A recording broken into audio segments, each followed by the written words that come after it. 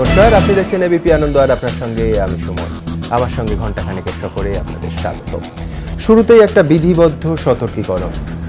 এই অনুষ্ঠানের প্রথম পর্বে আমরা যে বিবিধ বংশ কাহিনী আপনাদের সামনে রাখব, তার অর্থ কিন্তু কোনোভাবেই বাঁশ নয়, ব্যাম্বু তো নয়। তার অর্থ অত্যন্ত নির্ভেজাল এবং নিরাপদ পারিবারিক পরম্পরা। আজকের বঙ্গ রাজনীতির যে রঙ্গমঞ্চ, সেখানে নানা আকচাকচির মাঝে এইটা আমাদের মনে হয়েছে যে একেবারে হালফিলের ট্রেন্ড। নাকের বদলে নরুন আপনারা শুনেছেন, কিন্তু ভাইয়ের বদলে ভাইপো, কিংবা কয়েক মাস আগে আমরা দেখলাম যে বৌদির বিরুদ্ধে রাজনীতির ময়দানে নামিয়ে দেয়া হলো দেওরকে। আর এখন আমরা দেখছি যে ভাইপো যে মাঠ ভরাতে হিমশিম খাচ্ছে, কাকা বলছেন যে কয়েকদিনের মধ্যে সেই মাঠ ভরিয়ে দেখাবেন। এই ধরনের বাংলা রঙ্গমঞ্চের নানা রকম রাজনীতির ঘটনা নিয়ে আমাদের আজকের ট্রেন্ড বিতর্ক, আমাদের আজকের বিষয়। কাকা দাদা ভাই ভাইপো, বঙ্গ রাজনীতিতে বংশ বৃত্তান্ত। আমার একদিকে আছেন রিতেশ তিওয়ারি, বিজেপি নেতা, আছেন সর্দার আমজাদ আলী, কংগ্রেস নেতা। ডান দিকে রয়েছেন দুই অধ্যাপক মইদুল ইসলাম এবং অধ্যাপক বিমল শঙ্কর নন্দ। কিন্তু তার আগে আপনাদের যেটা বলছিলাম, কিভাবে বংশ পরিবারতন্ত্র আমাদের এই রাজ্য রাজনীতিতেও জাঁকিয়ে বসেছে, দেখুন। দাদা ভাই ভাইপো কাকা, বঙ্গ রাজনীতির হেসেলে নয়া পদের দাপট, বলা ভালো বংশের দাপট। রাজনৈতিক মহলের কেউ কেউ কটাক্ষ করে বলছেন, একটা সময় ছিল যখন প্রতিপক্ষকে কুপকাত করতে বর্ষার ফলায় শান দিতেন যোদ্ধারা, এখন সম্পর্কের ফলায় শান দেওয়ার পালা। তোমার কাছে ভাই থাকলে আমার কাছে ভাইপো আছে।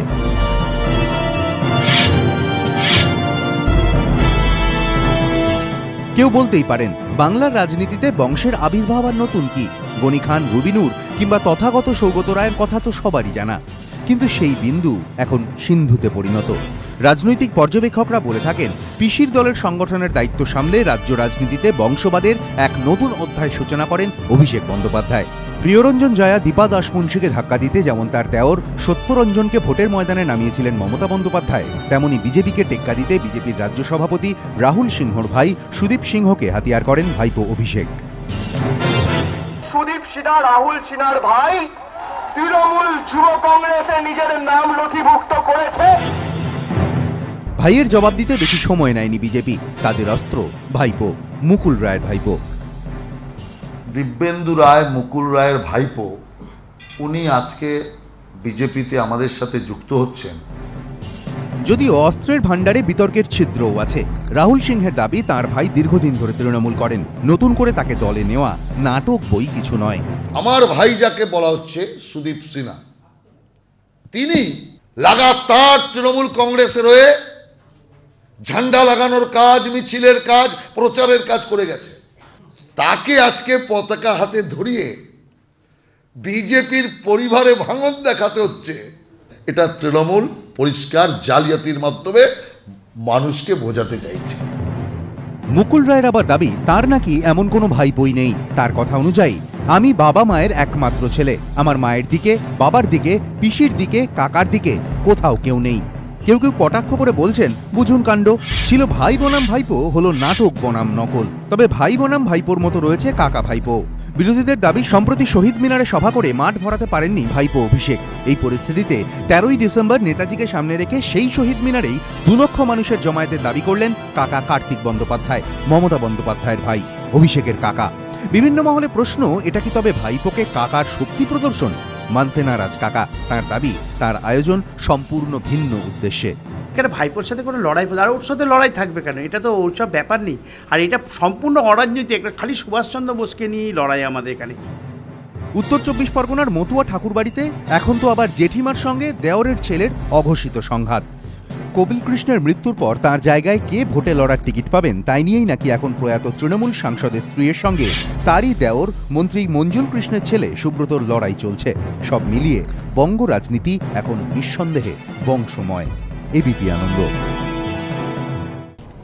রিতেশ, তুমি রাস্তাঘাটে কান পাতলেই শুনতে পাবে লোকে মাঝে মাঝেই বলছেন যে চোখের পলক ফেলতে না ফেলতে কিভাবে তৃণমূল দলটা সিপিএম হয়ে গেল। তোমরাও কি বিজেপি দলটাও ক্রমশ তৃণমূল হয়ে যাচ্ছ? প্রথম কারণ হচ্ছে যেটা ফ্লপ মিছিলের একটা পাল্টা মিছিল করলে, তারপরে রাহুল সিনহার ভাইয়ের বদলে মুকুল রায়ের ভাইপো তিনি অস্বীকার করছেন।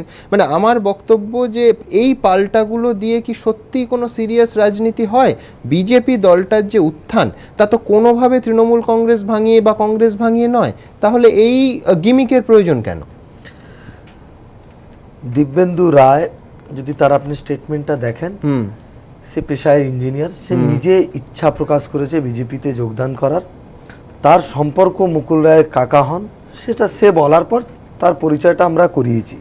সে অতীতে কোনোদিন রাজনীতি করেনি, কাকতালীয়ভাবে এটা হয়ে গেছে আর কি পাল্টা। হ্যাঁ, কিন্তু রাহুল সিনহা সেদিন প্রেস কনফারেন্স এটা দিয়ে শুরু করলেন, তাকে পাশে বসিয়ে।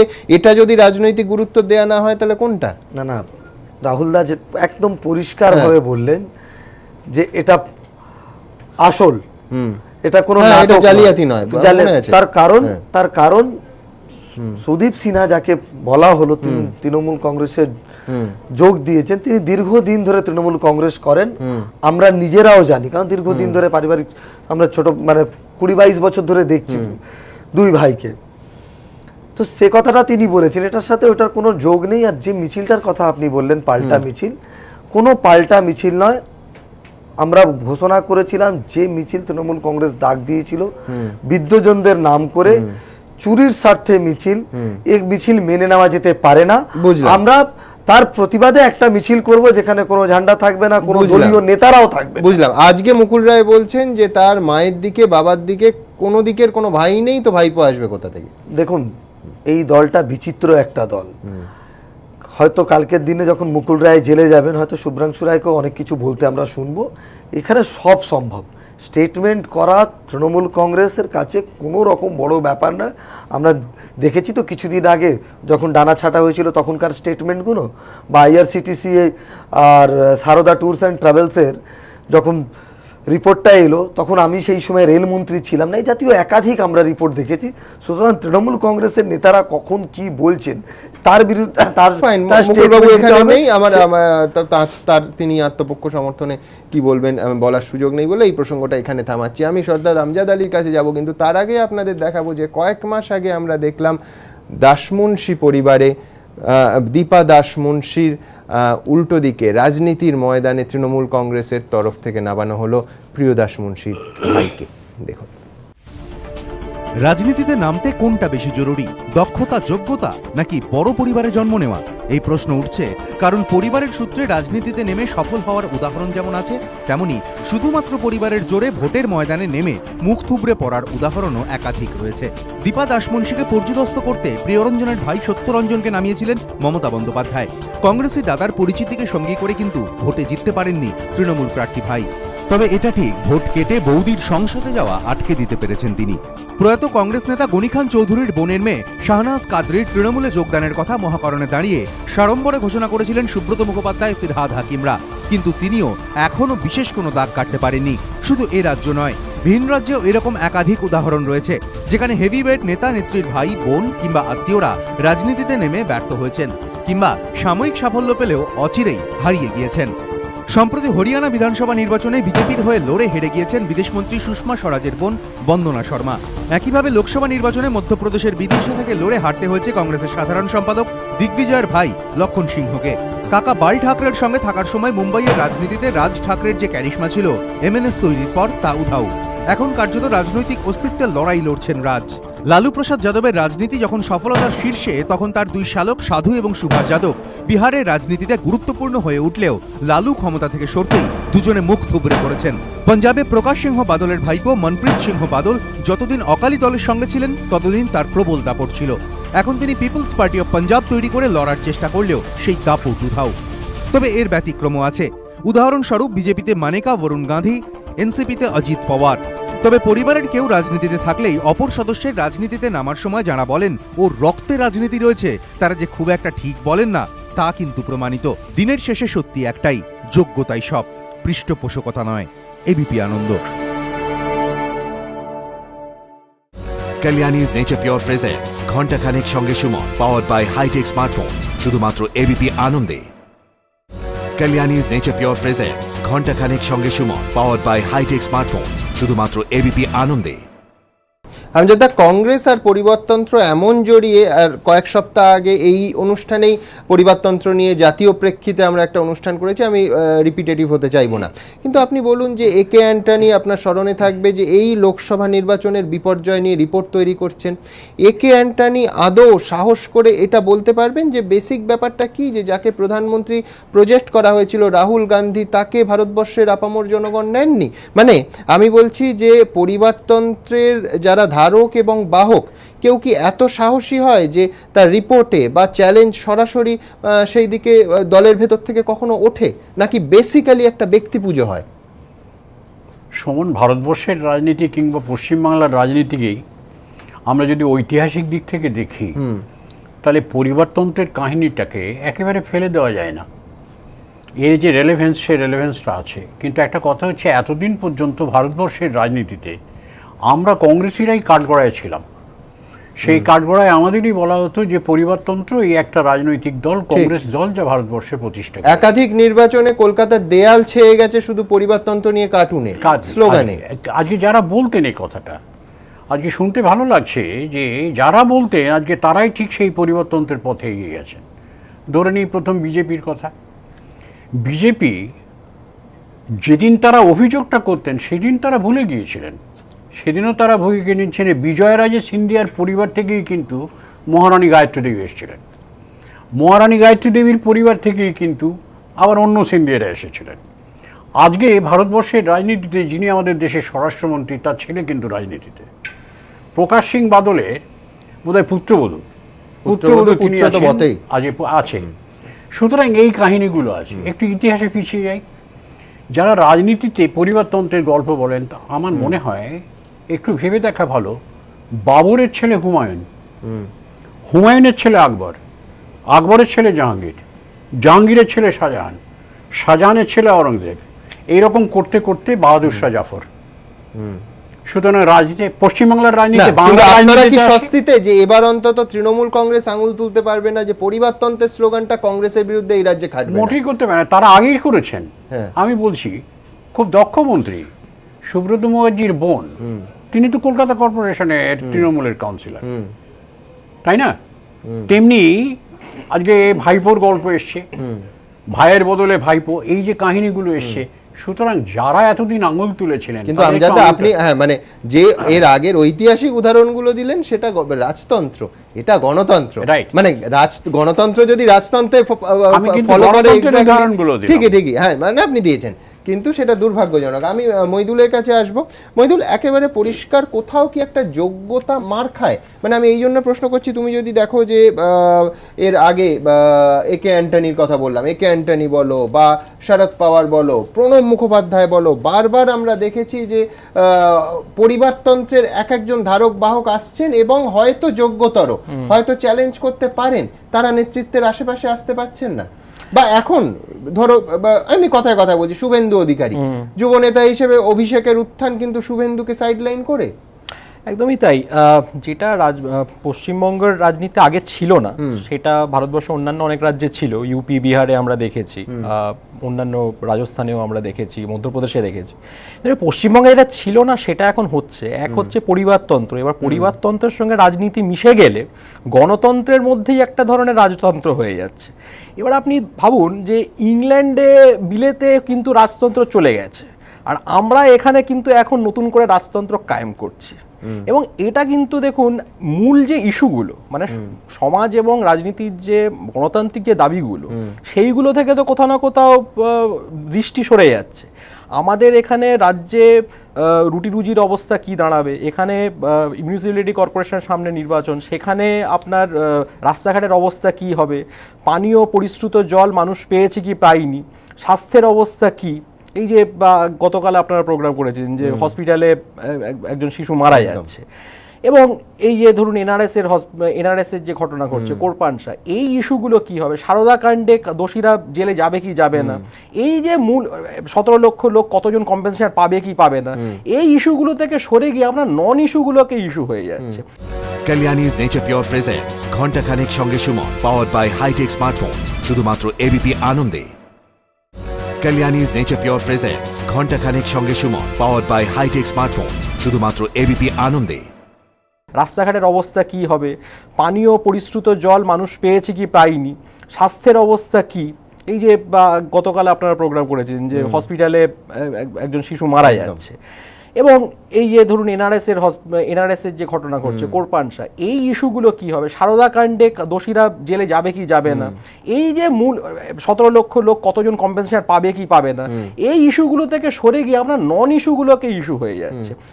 কে পরিবারতন্ত্রে, কে পরিবারের কে নেক্সট কে ইনহেরিটেন্স পাবে, তার নিয়ে হচ্ছে এখন ডিবেট হচ্ছে। একেবারে তুমি ধরো যে লোকসভার বনগাঁর আসন খালি হলো, সেখানে মতুয়া সম্প্রদায়ের ভোট খুব সিগনিফিকেন্ট, অত্যন্ত গুরুত্বপূর্ণ, সেখানে সেই পরিবারের মধ্যে কে বিজেপির ঘনিষ্ঠ হলেন, কে তৃণমূলের ঘনিষ্ঠ হলেন। আমি দ্রুত একবার দর্শকদের দেখিয়ে দেবো যে এখন এই মুহূর্তে যে উদাহরণটা এইমাত্র আমরা পাচ্ছিলাম, যে একেবারে লোকসভা নির্বাচনের একটা খালি হওয়া আসন নিয়েও কিন্তু পরিবারতন্ত্র আর রাজনীতি হাত ধরাধরি করে হাঁটছে। দেখুন,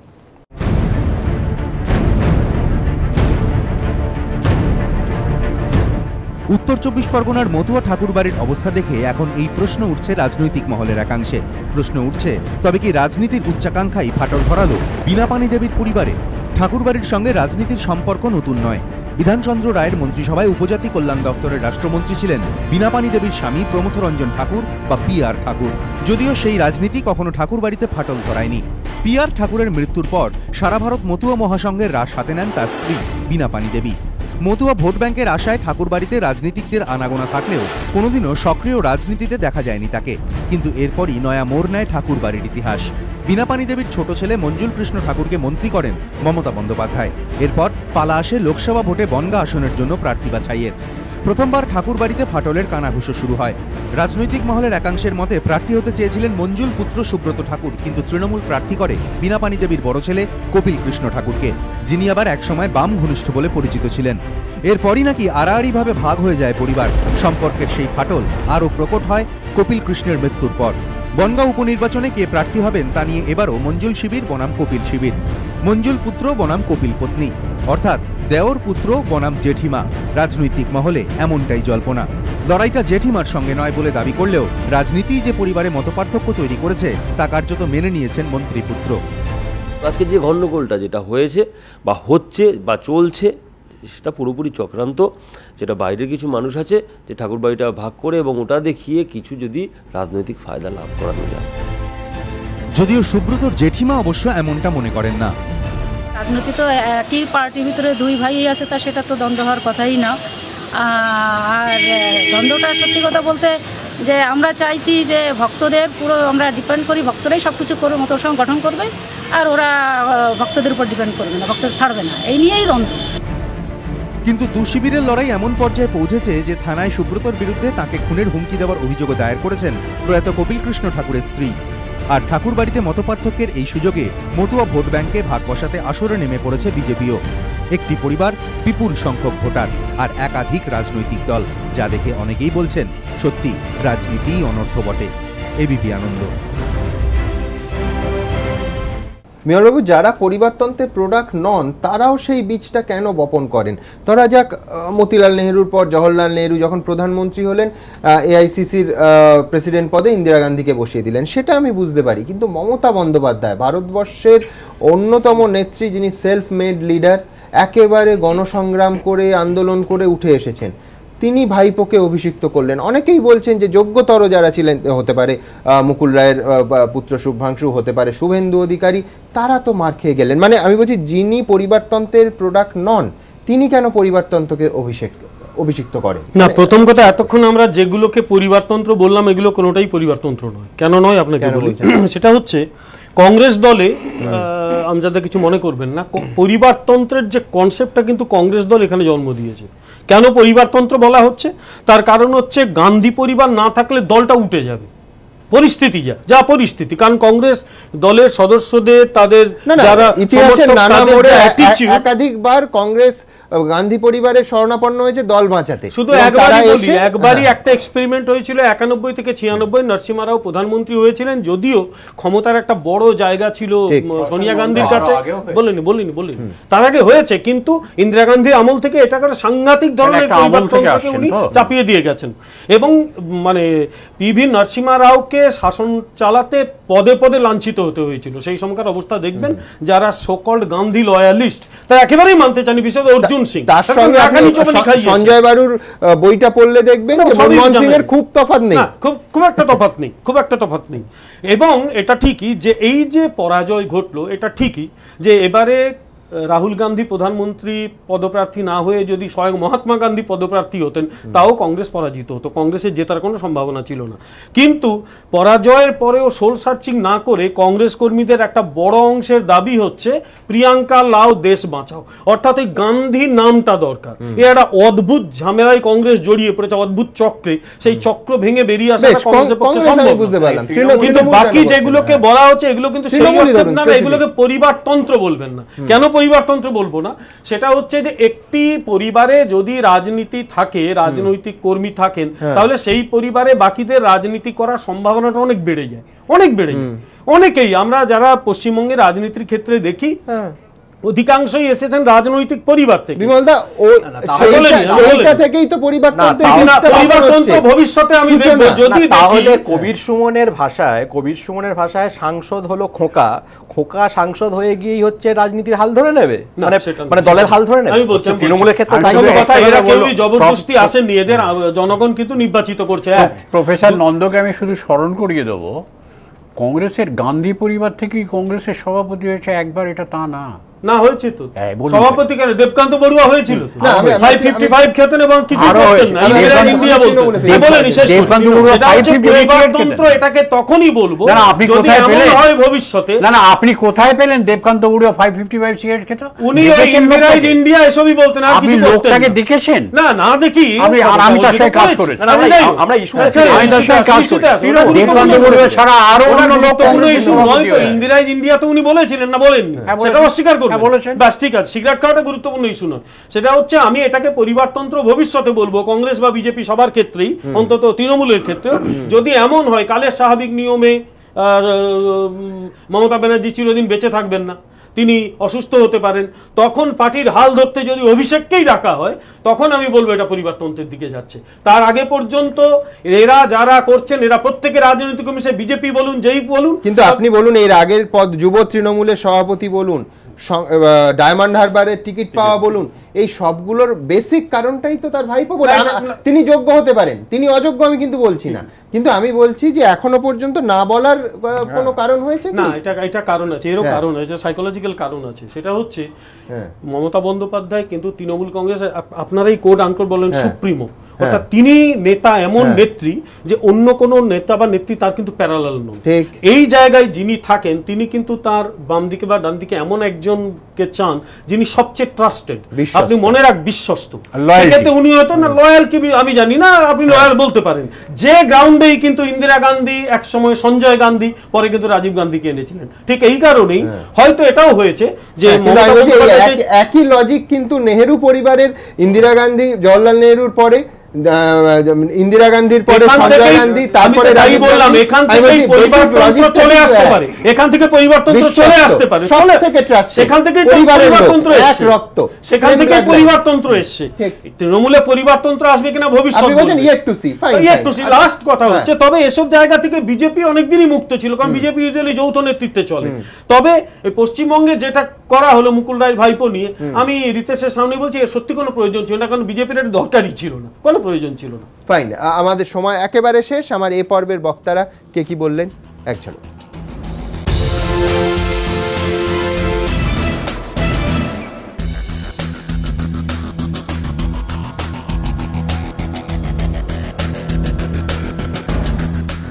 আমাদের ছোট্ট একটা বিরতির সময় হয়ে গেছে। বিরতির পর অন্য একটি বিষয়ে ফিরব।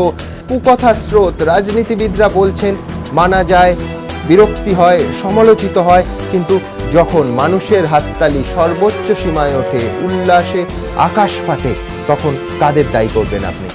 রাজনীতিবিদদের সঙ্গে আমরাও কি সমানভাবে দায়ী নই? এই প্রশ্নে এই বিতর্কে আসবো ছোট্ট একটা বিরতি।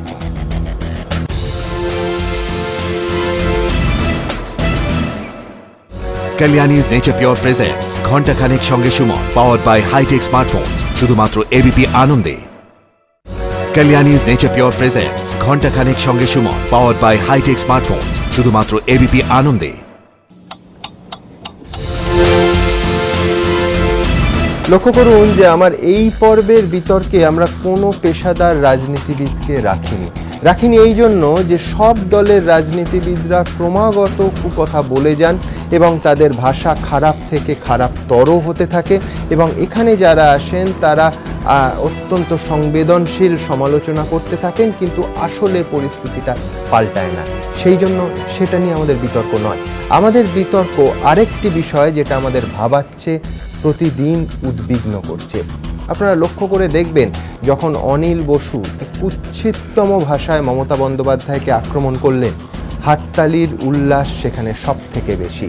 কিংবা তারপর যখন রাজ্যের মাননীয় মুখ্যমন্ত্রী সাম্প্রতিকতম ভাষণে যে কথাগুলো বলার নয় অসংসদীয় শব্দ প্রয়োগ করছেন, সেখানে মঞ্চের ওপর থেকে এবং মঞ্চের নিচ থেকে উল্লাসধ্বনি হচ্ছে।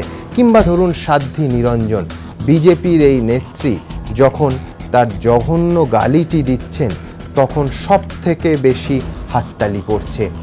তাপস পাল যখন তার বক্তব্যে সব থেকে কদর্য শব্দগুলো উচ্চারণ করছেন, মানুষ সব থেকে বেশি উল্লাসধ্বনি দিচ্ছেন। সেইখানে আমরা অত্যন্ত উদ্বিগ্ন। তাহলে কি রাজনীতিবিদদের দিকে আঙুল তোলার আগে আমাদের আয়নার সামনে দাঁড়ানো উচিত? আমরাই এটা চাইছি, আমাদের জন্যই রাজনীতিবিদরা এটা বলছেন, অথবা আমাদের রুচিবোধটা এরকম হয়েছে বলেই এই ধরনের রাজনীতিবিদ আমরা পাচ্ছি? আমরা ডিজার্ভ করিয়ে দেই? সেটা নিয়েই আজকে আমাদের বিতর্ক, আমাদের আজকের বিষয়। কুভাষণে হাততালি, মমতার ভাষাই কি আজকের রাজনীতি? আমার সঙ্গে এই মুহূর্তে আছেন ভগবতী প্রসাদ বন্দ্যোপাধ্যায়, অবসরপ্রাপ্ত বিচারপতি। তার পাশে আছেন শ্রী অভিজিৎ মিত্র, সমাজতত্ত্ববিদ। আমার ডান দিকে রয়েছেন অচিন্ত বিশ্বাস, প্রাক্তন উপাচার্য, গৌড়বঙ্গ বিশ্ববিদ্যালয়। আছেন অনুত্তমা বন্দ্যোপাধ্যায়, মনোবিদ। কিন্তু তার আগে আপনাদের দেখাবো যেটা দিয়ে আমি এই অনুষ্ঠান শুরু করেছি, আমরাই কি আহ্লাদে আটখানা হই এই কুকথা শুনতে পেলে মঞ্চের ওপর থেকে? দেখুন তো। মঞ্চে দাঁড়িয়ে নেতা নেত্রীর মুখে অশালীন কথা, সমর্থকদের মধ্যে হাততালির ঝড়। কলকাতা থেকে দিল্লি, হালে এমন উদাহরণ ভুরি ভুরি। তবে আকারে ইঙ্গিতে অবশ্যই সবার উপরে বাম্বু সত্য। নিজেরা করতে পারেননি, যারা করছে সারাক্ষণ তাদের পেছনে কি করে বাম্বু দেওয়া যায় তার চিন্তা করে বেড়াচ্ছে। আমি লেভেলিটির প্রোগ্রামে অ্যাটেন্ড করতে গিয়েছিলাম, তাই আরো বেশি করে বাস দিয়ে উপায়কে গ্রেফতার করতে হবে, একে গ্রেফতার করতে হবে, ওকে গ্রেফতার করতে হবে, হাজারবার যাবো। বয়ের আগে অবশ্য ময়ের মুখে সঝড় তুলেছে। কত বড় ক্ষমতা, টেলিভিশনে বসে বাইরে থেকে এসেছে একজন, সারা নামই জানবে sir. Sorry, I withdraw my word. Lok Sabha ভোটের প্রচারে মোদীকে নানাবিধ বিশেষণে ভরিয়ে দিয়ে দেদারে হাততালি কুড়িয়েছেন মমতা বন্দ্যোপাধ্যায়। ওকে কোমরে দড়ি বেঁধে ঘুরিয়ে দিতাম, জেলে ঢুকিয়ে দিতাম। কুকথার স্রোতে হাততালি কুড়োনায় অবশ্য তাপস পালের ঝুড়ি মেলা ভার। আমার ছেলেদের ঢুকিয়ে দেবো, রেপ করে চলে যাবে। বিরোধীকে যত বেশি আক্রমণ তত জনপ্রিয়। কেউটা সব যদি ঘরে ঢোকে কি ব্যবহার করেন? সিপিএম এর সাথে সেই ব্যবহার করবেন। পুলিশে পড়ে বোম মারবে, আমি বলছি প্রতিপক্ষকে ব্যক্তিগত আক্রমণও জনপ্রিয়তা কুড়োনোর হাতিয়ার। সুশান্ত ঘোষ, বিভাগ সরকার, অনেকে বলছেন নতুনদের পারফরমেন্স দেখে পুরনোদের ভুলে গেলে চলবে না। আমি মমতাকে জিজ্ঞেস করি, বাবার যে 34 কোটি টাকা কোথা থেকে পেলে, তোমার কোন ভাতারে তোমাকে দিল? পারতাম দুর্গাপুর এক্সপ্রেস ওয়ে থেকে চুলের মুঠি ধরে তুলে কালীঘাট পর্যন্ত পৌঁছে দিতে। যদি ওনার যদি কখনো বিয়ে হয়, সিঁদুর দিবেন কি রঙে? এখনো তো সবুজ সিঁদুর চালু হয়নি। যদি না মানেন তাহলে জটাধারী হবেন, আর জটাধারী হলে মানুষের সমাজে থাকা যাবে না। সন্ন্যাস ধর্ম গ্রহণ করে আশ্রমে কিংবা জুয়াই দিয়ে। তবে কে কার দোষ খুঁজবে? সব দলেই তো এমন রাস্তায় হাততালি কুড়োনোর লোক কম নেই। ये आपको तय करना है कि दिल्ली में राम यादव की सरकार बनेगी या हराम यादव की सरकार बनेगी, आपको स्वयं फैसला करना है। পর্যবেক্ষকদের প্রশ্ন, সস্তা জনপ্রিয়তার খাতিরে বিনা পরিশ্রমে হাততালি কুড়োতে এই ধরনের মন্তব্য করে কি রাজনীতিকেই আরো কলঙ্কিত করছেন না এই রাজনীতিবিদরা? আবার নেতা নেত্রীদের এই ধরনের মন্তব্যে প্রাণ খোলা হাততালি দিয়ে কি তাদের আরো কুকথার সমুদ্রে ভাসতে উৎসাহিত করছেন না সাধারণ মানুষ? দুপক্ষেরই বিষয়টি ভেবে দেখা উচিত। এবিপি আনন্দ। Kalyani's Nature Pure presents ঘন্টা খানেক সঙ্গে Suman, powered by High-Tech Smartphones, শুধুমাত্র এবিপি আনন্দে। Kalyani's Nature Pure presents ঘন্টা খানেক সঙ্গে Suman, powered by High-Tech Smartphones, শুধুমাত্র এবিপি আনন্দে। জাস্টিস ব্যানার্জি, পাবলিক হাততালি দেয় বলে নেতা নেত্রীরা বলেন, নাকি নেতা নেত্রীরাই পথ দেখান? তারা এই ভাষায় কথা বলেন বলেই জনরুচি ক্রমশ নিচে, আরো নিচে নিম্নগামী হচ্ছে? আপনি যে কথাটা বললেন সঠিক কথা, কারণ হচ্ছে জনগণ এটা চাইতে আমরা ধরে নেব। কারণ হচ্ছে যে আপনি আমি থাকলে হাততালি দিতাম না, যারা হাততালি দিচ্ছে তারা কিন্তু হাততালি দেওয়ার জন্য এসছে, এবং অনেক সময় দেখা যায় হাততালি দেওয়ার জন্য লোকও চলে আসে। অতএব সেখানে আপনি কোন রকম সেইটাকে অনুসরণ করলে তো ক্রমশ আরো স্থান, মানে আমি বলছি জনরুচিটাও, মানে বহুজন হিতায়ত বাদ দিন, মানে বহুজন সুখায় করতে করতে এত নিচে নামবে যে সেটাই ট্রেন্ড হবে। একটা কথা বলছি যে আমার এটা তো অনস্বীকার্য যে আমাদের যা মান, কথাবার্তা, আচার ব্যবহার নিম্নমুখী হচ্ছে। আমাদের এখানে একজন মাননীয় সাইকোলজিস্ট আছেন, উনি ভালো বলতে পারবেন কারণ আমাদের সাইকোলজিটা কোথায় দাঁড়িয়েছে। কারণ হচ্ছে আমি বলছি আজকে আমি আসার আরও কারণ হচ্ছে আমি অসুস্থ। আমার দুই নাতনি, একজন ক্লাস 2 একজন ক্লাস 4। দাদা ব্যাম্বু মানে কি? প্রথম প্রশ্ন। আমার ব্যাম্বু মানে ব্যাম্বু দেওয়া মানে কি? আমাকে অনেকক্ষণ তাকে ভোলাবার জন্যে নানা রকম প্রতারণা, মানে তাকে প্রতারণা করা হলো যে ওই যে ডায়াসে দাঁড়িয়ে যে কথা বলা হয়েছে যে পেছনে বাঁশ দেওয়া হবে, সেইটা তাকে ঘোরাবার জন্য বললে খানিকক্ষণ বাদে যে বড় মেয়েটা বললে, দাদা আমি ঠিক আই এম নট স্যাটিসফাইড। বুঝুন, আমরা ঘর সামলাতে পারছি না। শুনুন, আমরা রাজনীতির মধ্যে নেই, আমরা থাকতে চাই একটা ভদ্র সভ্য সমাজে, লেখাপড়া শিখে আমাদের এই আমরা খুনোখুনি ডাকাতি কিছু করবো না। আমার বাড়ির বাচ্চা মেয়েদের তারা পর্যন্ত বিগড়ে যাচ্ছে, তাদের মাথায় ঢুকে যাচ্ছে যে পেছনে বাস দেওয়া যায়, পেছনে বাস দিলে কী হয় তার ধারণা নেই। আমি বলছি এখানে সংক্ষেপ করে বলি আমার যে আমাদের পশ্চিমবাংলা, আমাদের বাংলা সাহিত্য সম্বন্ধে আমরা গর্বিত। মোদের ভাষা, আমারই বাংলা ভাষা থেকে আরম্ভ করে শরৎচন্দ্র, বঙ্কিমচন্দ্র, আমাদের ভাষার শুদ্ধতাটা একবারে চলে আসছে সারা পৃথিবী, মানে বিশ্ব জয় করে। তার যে এরকম একটা পতন ঘটবে এটা আমরা ভাবতে পারিনি। ভাগ্যিস আমরা লন্ডনে নেই। আমি একখানা বই নিয়ে এসেছি এটা দেখাবার জন্য। সেই বইতে বলা হচ্ছে, এটা পাবলিশ ফ্রম কেমব্রিজ ইউনিভার্সিটি, বইটার নাম হচ্ছে ইন্টারন্যাশনাল ডিকশনারি অফ ইডিয়মস। সেখানে ভার্বাল ডায়রিয়া বলে একটা কথা তারা প্রচলন করেছেন। ভার্বাল ডায়রিয়া মানে বুঝতে পারছেন যে ডায়রিয়াটা কোথায় হয় এবং কোন পরিস্থিতিতে হয়। অতএব ওদের দেশে ভার্বাল ডায়রিয়া কথাটা প্রচলিত, আমার দেশে এটা প্রচলিত না। এই হচ্ছে ডিফারেন্স। সেই জন্যে কারা সভ্য, লন্ডনের লোকেরা সভ্য না আমরা সভ্য, এটা নিয়ে একটা বিতর্ক আপনি করতে পারেন। একদম। ভার্বাল ডায়রিয়ার কথা বলছেন জাস্টিস ব্যানার্জি, আমার মনে পড়ে যাচ্ছে রায়গুণাকর ভারতচন্দ্রের সেই কথা, সে কহে বিস্তর মিছা যে কহে বিস্তর। আমি অচিন্তবাবুর কাছে আসবো। অচিন্তবাবু, বিশ্ববিদ্যালয় কিংবা উঁচু ক্লাসের ছাত্রছাত্রীরা যে ভাষায় কথা বলে সেই ভাষা তারা যদি অসংসদীয় শব্দ ব্যবহার করেন, মাস্টারমশাইরা তো কিছু বলতে পারবেন না, কারণ সর্বোচ্চ সাংবিধানিক পদ থেকে, চেয়ার থেকে, আসন থেকে সেই কথা বিতরিত হচ্ছে মঞ্চের ওপর থেকে। এমনি আপনি ঠিকই বলেছেন। আমার নিজের কাছে যেটা মনে হচ্ছে, পশ্চিমবঙ্গের পরিস্থিতি খুব ভয়ঙ্কর। আমরা পশ্চিমবঙ্গের বাইরে খুব গোলমেলে কথাবার্তা সবাই বলে, শুধু তাই নয়, রাজশেখর বসু একসময় লিখেছিলেন যে হিন্দিতে নাকি গালাগাল বেশি দেওয়া যায়। তা আমি এই কথা বোধহয় এখন বিশ্বাস করতে পারছি না, কারণ বাংলাতেই গালাগালের যে জায়গায় পৌঁছে যাচ্ছি তারপরে আর এই কথা বলা যায় না। এটা ঠিক যে পশ্চিমবঙ্গের বাইরেও অনেকেই অত্যন্ত জঘন্যভাবে ভাষা ব্যবহার করছেন, এবং আর যাই হোক তাদের সঙ্গে সঙ্গে ক্ষমা প্রার্থনা করতে দেখা যাচ্ছে। কিন্তু পশ্চিমবঙ্গে যারা এই রকম ধরনের কথা বলছেন তারা কখনো অত্যন্ত চাপে পড়ে পার্টির নেতা বা নেত্রীর কাছে ক্ষমা চাইছেন, অথবা তাদের ক্ষমা চাইছেন না কেন এরকম ধরনের কথা বলে কোর্টে যেতে হচ্ছে, এরকম একটা পরিস্থিতি। উল্টোটাও একদল বলছেন বলে আবার তারাই সাধ্বী নিরঞ্জনের মানে আরেকটা কুকথার জন্য পদত্যাগ দাবি করছে, নিজেরা করছেন না। আঙুল তোলাটা অব্যাহত আছে, কিন্তু কুকথাও থামবে না। এটা একটা দিক। আর একটা দিক যেটা সব থেকে গুরুত্বপূর্ণ বলে মনে হয়, সেটা হচ্ছে মঞ্চে উপবিষ্ট মন্ত্রী সান্ত্রী সবাই হেসে উঠছে খারাপ কথা বলার পর, আর তারপরে নেত্রী যখন বলছেন আই উইথড্র, তখন তারা ওই হাসিটা ফিরিয়ে নিচ্ছেন কিনা আমি জানি না, কিন্তু সব মিলিয়ে গোটা ব্যবস্থাটা এমন একটা জায়গায় চলে যাচ্ছে যাতে বাঙালি বলে যে অহংকারের জায়গাগুলো ছিল সেগুলো নষ্ট হয়ে যাচ্ছে। ভেবে দেখুন, ভারতবর্ষের জাতীয় স্তোত্র লিখেছেন কে? বঙ্কিমচন্দ্র চট্টোপাধ্যায়। ভারতবর্ষের জাতীয় সঙ্গীত লিখেছেন কে? রবীন্দ্রনাথ ঠাকুর। বাংলাদেশের জাতীয় সঙ্গীত কে লিখেছেন? রবীন্দ্রনাথ ঠাকুর। এমনি চলে আসুন আপনি শ্রীলঙ্কার জাতীয় সঙ্গীত যিনি লিখেছেন, তিনি শান্তিনিকেতনে পড়ে গেছেন, সেই জন্য রবীন্দ্রনাথের দ্বারা প্রভাবিত সুর ব্যবহার করেছেন এবং তিনি সেটা স্বীকার করছেন। শুধু যদি বক্তৃতাও ধরেন, মানে শ্যামাপ্রসাদ মুখোপাধ্যায়, হীরেন মুখোপাধ্যায়, এডমন্ড বার্ক, আমি বলছি সেই বক্তৃতাগুলোই এক একটা সাহিত্য। কোথায় আমরা না, এবং শুধু তাই নয়, সেই বক্তৃতাগুলো তো আমরা আমাদের ছাত্রদের পড়তে বলি অনেক সময়, আমরা আমাদের ছাত্রদের সেই বক্তৃতাগুলো পড়তে বলি, কারণ অভিভাষণ তার মধ্যে যে একটা সাহিত্য গুণ আছে সেটা এর মধ্যে দিয়ে পাওয়া যায়।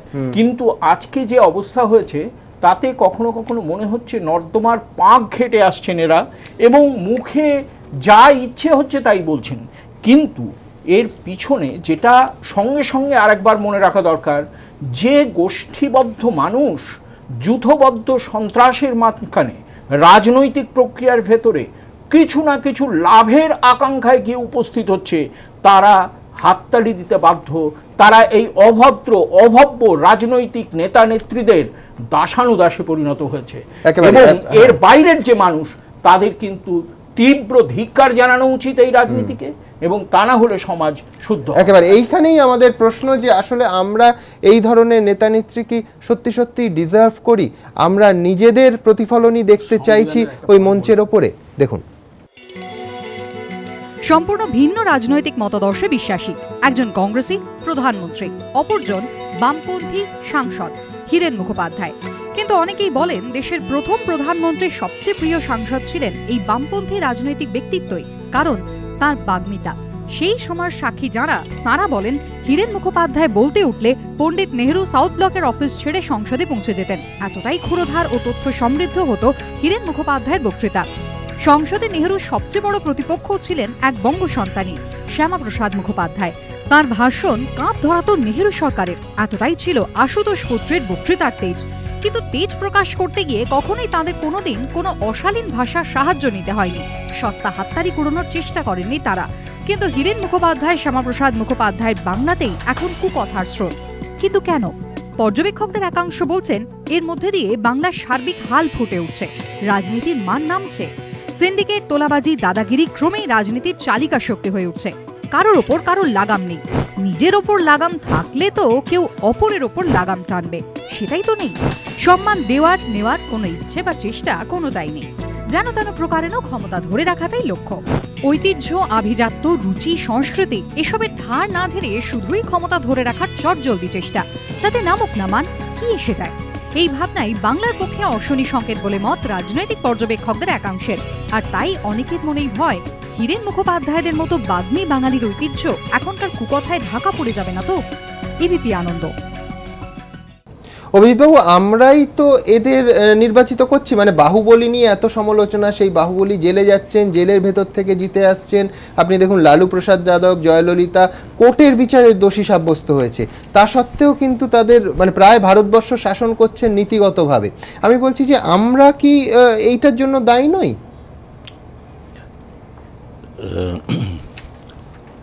আমার মনে পড়ছে টকভিলের একটা কথা, ডেমোক্রেসি ইন আমেরিকা। উনি বলছেন যে ডেমোক্রেসি ইজ ওয়েলকাম, ইউরোপে আসছে, কিন্তু একটা জিনিস ঘটবে, ভদ্রলোক থাকবে না রাজনীতিতে।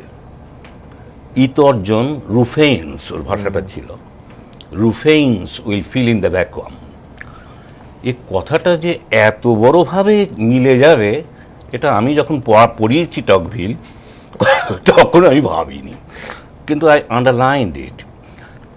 কিন্তু আজ আমি ভিভিডলি দেখছি যে তাই হয়েছে, যে গণতন্ত্র বলতে কি এই মানে লোকজনের মনটা জয় করতে গেলে তাহলে কি আমার এই জাতীয় পদ্ধতি নিতে হবে, অর্থাৎ মানুষের মনের ক্লেদের দিকটাতেই আমি আকর্ষণ করে আর আমি সাপোর্টটা তুলে নেব, মানে সেটাই এখন এই ধরনের ভাষায় দেখছি তার একটা প্রোফাউন্ড সেক্স অ্যাপিল হয়েছে টু জনতা, একেবারে প্যারালাল। এবং এটা যে কি দুঃখজনক তার বলার কথা নয়। আর সংসদীয় বলা কথাটা মানে নেই, কারণ সংসদের লোকেরাই অসভ্য কথাবার্তা বলেন, ইতর আলোচনা করে অসংসদীয়। সুতরাং দ্যাট ওয়ে পার্লামেন্টটাই স্ক্যান্ডালাইজড। সুতরাং সভ্যতার মাপকাঠি আর সংসদ শব্দটা দিয়ে বোধহয় না ধরাই ভালো। একদম, ওটা কোনো ইন্ডেক্সই নয়। আমি অনুত্তমার কাছে একটা কথা বলি, আমাদের বলা হয় সংবিধানের 19(1) freedom of speech and expression. অনেকে বলেন সংবিধান আমাকে ক্ষমতা দিয়েছে, আমি ইচ্ছে মতন বক্তৃতা দিতে পারি, but that is subject to public order, morality and health and other provisions of this constitution. তার মানে morality immoral thing you cannot say. সংবিধান তোমাকে ইমরাল থিং বলবার জন্য কোনো ক্ষমতা দেয়নি। কিন্তু আমাদের দেখা যায় অসংসদীয় কথা এবং আর্টিকেল 19(1)(a)তে যে আমাদের ক্ষমতা দেওয়া freedom of speech and expression, তার আমরা অপব্যবহার করছে কারা? যারা সংসদের মেম্বার, যারা এমএলএ এমপি, তারাই করছে। তারা কিন্তু সংবিধানে। আর 2 নম্বর হচ্ছে, যখন একটা মন্ত্রী বা একজন এমএলএ এমপি যখন শপথ নিচ্ছে, তাকে সংবিধান মেনে চলবার অঙ্গীকার করে তাকে শপথ নিতে হচ্ছে। তার মানে এটাই কি মানে নিয়ম? অঙ্গীকার মেনে নিয়ে যখন বসেই আমি ভুলে গেলাম, এটা তো হয় না। একদম। আমি অনুত্তমার কাছে যাব। অনুত্তমা, ধরো খুব ভালো ফিল্ম, তার কোনো একটি চরিত্র সে গালিগালাজ করে, আমি এই ফিল্মের নাম করেও বলতে পারি, ঠিক সেই দৃশ্যগুলো সেই ব্যক্তির সংলাপ যখন আসছে হাততালিতে হল ফেটে পড়ছে। আমি বলছি একই মানসিকতার প্রকাশ তো এখানে ঘটছে। মানে এই যে অভিজিৎ বাবু বলছিলেন মানে লুম্পেন পলিটিক্স, তো সেইটারই সমস্ত রিয়েলিটি। মানে আমি বলছি যখন লুম্পেন পলিটিক্স স্থাপিত হয়েছে, যখন রাজনীতির ভাষা একদম ফ্রন্ট লাইনার হিসেবে কাদের দেখছি আমরা, আরাবুলকে দেখছি, মনিরুলকে দেখছি, অনুব্রতকে দেখছি, তখন তাদের ভাষাই তো এস্টাবলিশ হবে, সেটাই তো জনরুচি নির্ধারণ করবে, তাই মনে হয় না? এখানে একটা জায়গা খুব উল্লেখযোগ্য, অভিজিৎ দা বলছিলেন যে এই ভাষাগুলোর একটা অদ্ভুত সেক্স অ্যাপিল যেন চলে এসেছে। আমি সেই কনটেক্সটে বলবো যে সেক্স এবং অ্যাগ্রেশন এই দুটো নিয়ে তো সমাজে যত বিধিনিষেধ, আমরা তো জন্ম থেকে মোটামুটি সেটা দেখেই বড় হই। তথাপি যেহেতু ভাষাটা আমাদের ভাবনার এবং আমাদের আবেগের একটা প্রতিফলক, আমরা কিন্তু জানি যে আমাদের অন্দরমহলের ভাষা আর বহির্জগতের ভাষা আমরা কখনো মেলাতে পারি না। কিন্তু এই না মেলাতে পারার ওপর এক ধরনের স্বতঃস্ফূর্ততা আটকানোর চাপ থাকে। যখন আমরা দেখি যে কোনো একজন রাজনৈতিক অভিভাবক বা কোনো একজন প্রাতিষ্ঠানিক অভিভাবক সেই চাপটাকে সম্পূর্ণ ধুলোয় মিশিয়ে দিয়ে একভাবে নিজেকে ব্যক্ত করছেন, তাতে আমাদের একটা চাপ মুক্ত হয়ে যাওয়ার যেন একটা অদ্ভুত অমার্জিত ভাষার আবহাওয়ার অন্তর্গত হওয়ার একটা স্বাধীনতা চলে আসে।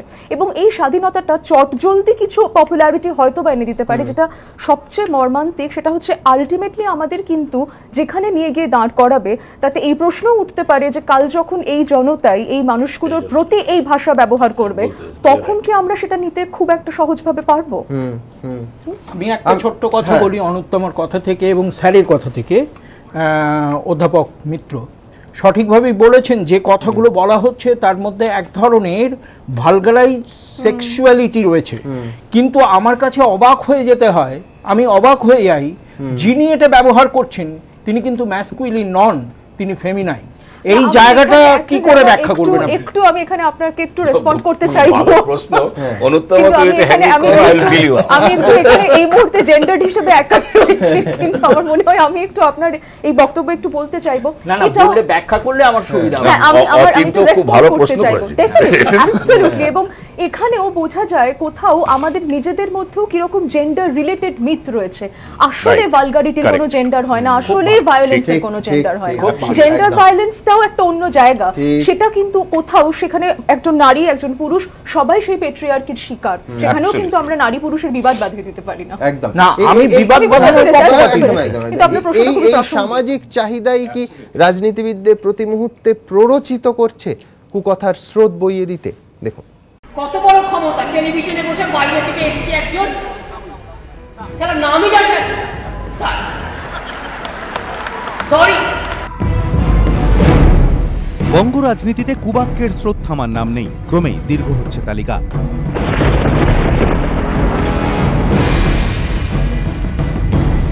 আদর্শ শাসক কেমন হবেন বলতে গিয়ে আজ থেকে 550 বছর আগে বাক্যটি লিখেছিলেন নিকোলো মাকিয়াভেলি। তার লেখা নিয়ে বিতর্ক থাকতেই পারে, কিন্তু আজকের শাসকের ভাষার ব্যবহার যে নীতিবোধের সঙ্গে বেশ দূরত্ব রেখে চলছে একথা বলাই যায়।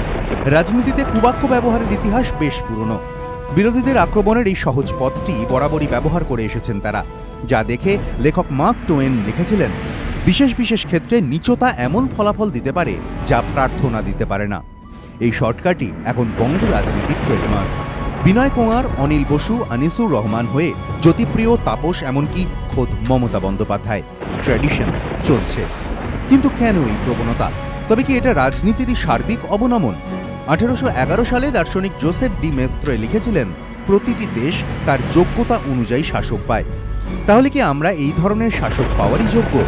নোয়াম চমস্কির মতে এর থেকে মুক্তির জন্য আমাদের কখনো নায়কের খোঁজ করা উচিত নয়, আমাদের উচিত ভালো আইডিয়ার খোঁজ করা। তাহলে কি ব্যক্তিকেন্দ্রিক রাজনীতির বাইরে বেরিয়ে ভালো ভাবনার পাশে দাঁড়ানোই কুকথার রাজনীতিতে ইতি টানার একমাত্র পথ? এবিপি আনন্দ। কি বললেন অভিজিৎ বাবু, আমাদের হাতেই চাবিকাঠিটা, আমরাই পারি এটা এই ছবিটার পাল্টাতে? একটা যেটা মানে হাউ ডু অ্যাকাউন্ট ফর, এটা তোমার লিড কোয়েশ্চেন একটা। আমি যেটা সেন্স করি সেটা হচ্ছে অল স্প্রেড ভায়োলেন্স, একটা সন্ত্রাস সর্বব্যাপী এবং সর্বক্ষেত্র সন্ত্রাস, এবং সেই সন্ত্রাসের রূপ নানা রকম রূপ, বিভিন্ন ক্ষেত্রে বিভিন্ন রূপ। এটা আর একটা ভাষা সন্ত্রাস, ভাষা সন্ত্রাস একেবারে। কিন্তু ভাষা কিন্তু সাংঘাতিক জিনিস। অনেক সময় উই অ্যাক্ট, কিন্তু ভাষার একটা তীব্রতা এই যে ভাষা ঢুকে পড়ে ভবিষ্যতের দিকে। একদম একদম। আমার সময় প্রায় শেষ, আমি দ্রুত একবার দেখব লোকসভার প্রাক্তন স্পিকার সোমনাথ চট্টোপাধ্যায়, তিনি এই ঘটনায় কি প্রতিক্রিয়া দিয়েছেন আমাদের। ঈশ্বরচন্দ্র বিদ্যাসাগরের লেখা বর্ণ পরিচয় দিয়ে আমরা পড়তে শুরু করেছি। খুব আমরা বলতাম যে আগে বাঙালিদের এই একটা বিরাট সম্পদ যে আমরা বিদ্যাসাগর মশাই রচিত বর্ণ পরিচয় দিয়ে আমাদের লেখাপড়া শুরু করেছি সারা। আর আজকে বিদ্যাসাগর বেঁচে থাকলে কি করতেন আমি জানি না। আমাদের কৃষ্টি নিয়ে, ঐতিহ্য নিয়ে, সংস্কৃতি নিয়ে এত বাঙালির গর্ব, কিন্তু এই ধরনের ভাষা যদি এই সমস্ত লোকের কাছ থেকে শোনা যায়, খারাপ তো লাগেই। এবং ভবিষ্যৎটা কি দাঁড়াবে গিয়ে তাই আমি ভাবি। বাবু, এনি আইডিয়া? হ্যাঁ, আমার একটা ছোট্ট কথা আছে বলার, সেটা হচ্ছে যে আমরা একটা জায়গায় বোধহয় ভুল করছি। এই নেতা নেত্রীরা যেখানে দাঁড়িয়ে বক্তৃতা দিচ্ছেন, যারা চারপাশে সাইকোফ্যানের মতো ঘুরে বেড়াচ্ছে, তারাই কিন্তু পশ্চিমবঙ্গ নয়। পশ্চিমবঙ্গে এর বাইরে বিস্তৃত মানুষ আছে, যারা ওই আপনার যাকে বলা যেতে পারে ইট বালি সিমেন্টের ব্যবসা করে না, যারা সঠিকভাবে ভদ্রভাবে জীবনযাপন করতে চায়। এই মানুষরা যখন বেরিয়ে আসবে, এসে যখন সত্যি কথাটা বলবে, তখন কিন্তু পশ্চিমবঙ্গের রাজনৈতিক বাতাবরণ বদল হওয়ার সম্ভাবনা আছে। এই ইতিবাচক কথাটুকু আমি অন্তত আপনাদের পশ্চিমবঙ্গবাসীকে জানাতে চাই। অসংখ্য ধন্যবাদ। আমার মনে হয় যে সিন্ডিকেটের অন্ধকার রাজের পেরিয়ে আমরা নিঃসন্দেহে সাংস্কৃতিক আলোর কাছে পৌঁছতে পারবো, সেই আশা নিয়ে আজকের অনুষ্ঠান শেষ করছি। আবার দেখা হবে আগামীকাল ঠিক রাত 8টায়। ভালো থাকবেন সবাই, শুভরাত্রি।